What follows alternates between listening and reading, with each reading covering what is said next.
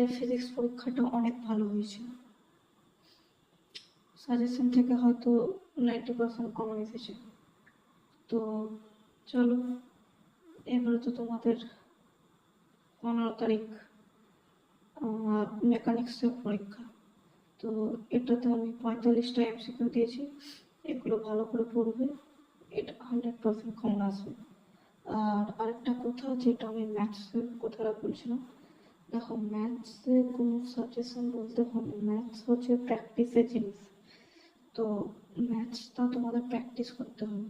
তো ম্যাথসটা তোমরা কোথা থেকে প্র্যাকটিস করবে, সেটা সেই স্যারের, সেই টিচারের আমি লিঙ্ক পাঠিয়ে দেবো।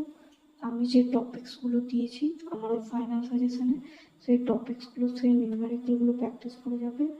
তোমরা জাস্ট ওই কনসেপ্টগুলো ক্লিয়ার করবে, ওইখান থেকেই এমসিকিউ আসবে। আর আরেকটা কথা, ম্যাথসের কোনো সাজেশন হয় না, মানে আমি দিয়েছি বাট ম্যাথসের কোনো সাজেশন হয় না। ম্যাথস হচ্ছে কি বলবো, যে প্র্যাকটিসের জিনিস।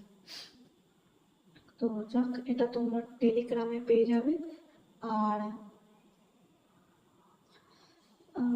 এটা তোমরা ডেসক্রিপশনেও পেয়ে যাবে পিডিএফটা।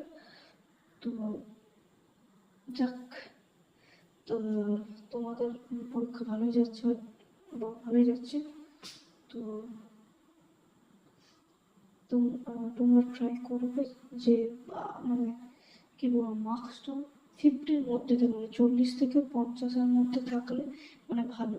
মানে 40 থেকে মানে 50 অব্দি থাকলে তোমাদের 8 সিজিপিএ বা 9 সিজিপিএর মতো যেতে পারে।